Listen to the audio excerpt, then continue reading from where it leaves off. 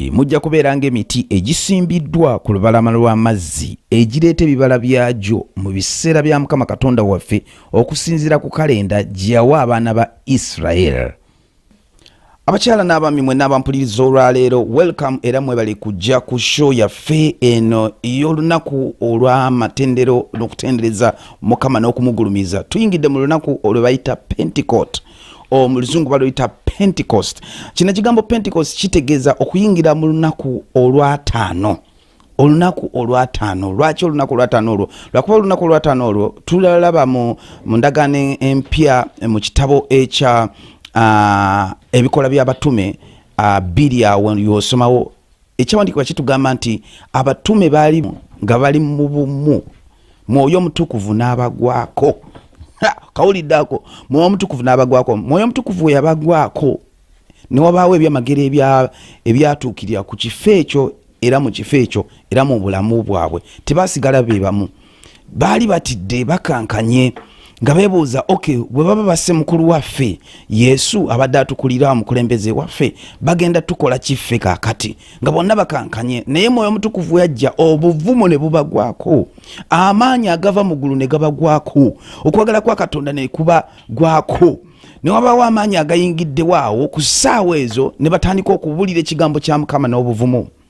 Luno olunaku lwayitibwa olunaku lwa Pentecost, lwe lunaku olw'ataano. Kati ekigambo Pentecost kitegeeza okubala paka namba 5 oba okubala okuyingiza abantu ba Mukama mu namba ey'ataano. Kati namba eno ey'ataano evaawa? Byonna ebintu ebyakolebwa mu ndagaano empya tulina okuddayo mu ndagaano enkadde okusoma n'okumanya kiki bitegeeza. Mu kitabo ky'Abaleevi 23 olunyi lwa 15 ne 16 ekyawandiikibwa kitugamba nti Mukama yagamba abaana ba Israel mubale ennaku 5 ze equivalent eba mubale ennaku 5 ze wiiki 7. Era isoma ekyawandiikibwawo okirabirako n'amaaso go naawe omanye. Mu Baleevi 23 15 paka 16, Abaleevi 23 paka 15 paka 16, mubale ennaku 5 equivalent ku nnaku oba ze wiiki ze sabbiti 7. We munayingira mu sabbiti ey'omusanvu mu lunaku olw'ataano wagenda kubaawo ekiwabwebwa.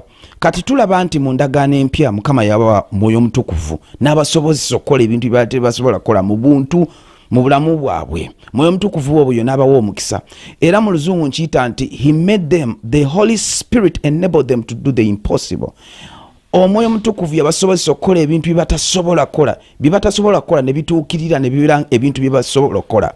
Waliwo bingi byotasobola kukola ku ssaawa eno, waliwo bingi byotasobola kukola, weemulugunya, olaba ebintu bikusobedde, olaba ebintu biganye, naye Mwoyo Mutukuvu ajja kugwako mu lunaku olw'ataano, yessaawa gye bayita essaawa, obudde oba obutuukirivu bwa Mukama obujja mu ssaawa ze ne mu budde bwe, olunaku lwe bayita Pentecost. Luno olunaku lwa Pentecost Mukama naawa abaana ba Israel batuuka ku Mountain Sinai, ku lusozi lwe bayita Sinai. Batuuka ku Mountain Sinai n'abawa ebyawandiikibwa. In fact ebyawandiikibwa bye yabawa endagaano enkadde yonna yawandiikibwa, endagaano enkadde, ebitabo ebitaano ebya Moses, ekitabo kya olubereberye Genesis, Leviticus, Deuteronomy, ekitabo kyonna eky'endagaano enkadde kyaweebwa mu ssaawa ezo ku Pentecost mu lunaku olw'ataano. Mu lunaku olw'ataano olwo n'abawa n'ebyawandiikibwa oba ebyogerebwa, orolo, amateeka ga Mukama agaweebwa okusinziira ku kwogerebwa kw'abakulembeze ba Israel, nako kwaweebwa oba ebyawandiikibwa ebyo n'omukisa ogwo n'amateeka ga Mukama ago gaweebwa ku lunaku olwo olw'ataano. Tumanyi nti Adamu yawasa mukazi we. Adamu yaweebwa mukazi we. Tumanyi Mukama yajja eggumba lye mu olubirizi lwa Adamu n'akolamu omukazi. Omukazi oyo abeere omuyambi anayamba Adamu. Mwoyo Mutukuvu n'abeera omuyambi anaatuyamba. Adamu n'aweebwa omukazi ng'omuyambi anayamba Adamu. Ku lunaku olwo olwa Pentecost, that's when Mukama kyekyo kiseera kye wawa mwani Adamu omukazi anayamba Adamu. Kiki ekyo kiweetaagamu obuyambi okuva mu ggulu? Kiki ekikusobedde? Biki ebiganye? Biki ebitakola? nziza okujjukiza olwaleero nti olunaku lwa Pentecost Mukama akuyingiza mu maanyi ge aganaakuyamba okusobozesa okukola ebintu bye badde tosobola kukola. Jjukira nti byonna bye twetaaga biva mu ggulu, okuva waggulu mu ggulu. Katonda n'agamba nawa amateeka gange leka kikolebwe mu ggulu ozo kikolebwe ku nsi nga we kyamalibwa okukola we kyakolebwa mu ggulu. Kati waliwo amateeka ga Mukama n'okwagala kwa Mukama n'ekisa kya Mukama ekijja mu biseera bye. Bino ebiseera bye n'embaga za Mukama. Olwaleero tutuuse mu mbaga gye bayita Pentecost. Ng'era bw'oba celebrating Pentecost jjukira nti amaanyi ga Mukama gakusobozesa okukola by'otasobola kukola gavudde mu ggulu nga gakukakkanako olwaleero ku mbaga ya Pentecost.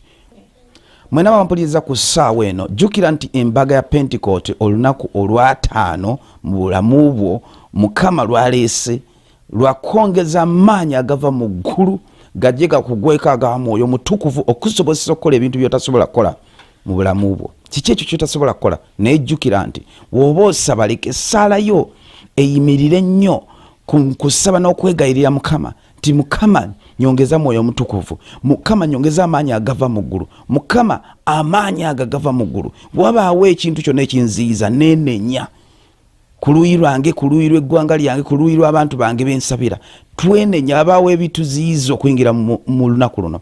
Naye ng'ate tusaba ng'era twegayirira nti Mukama twongere amaanyi g'Omwoyo Mutukuvu gatusobozese okukola bye tutasobola kukola. Jjukira okusaba kuyina kuba kusaba Mukama ayiwe omwoyo gwe ku bulamu bwo. Mukama kuume nga osaba essaala eyo. Amiina. Weebale nnyo nze gwe muwulidde wano nze mutume Apostle Alex Ngabo all the way from Sweden right about now. Ng'era njagala bajjukiza nti mubeere ba mukisa, Mukama abawa mukisa nga mucelebratinga nga mujjaguza mu mbaga y'eno eya Pentecost.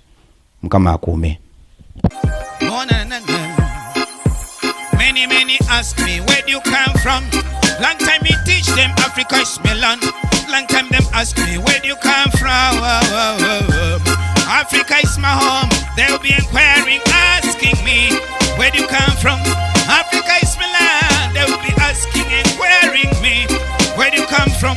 Africa is my land. It all began from the ancient African drum beat. And from the African beat, it was transformed into something that is called reggae, hip-hop, Afrobeat, rock and roll, pop, salsa, ella era una chica plástica de esas que veo. reggaeton, Me siento solo, tú peleas conmigo contra Marina. R&B, and much more. Don't forget to join us on Reggae Hip Hop Afrobeat United on www.ruww.org.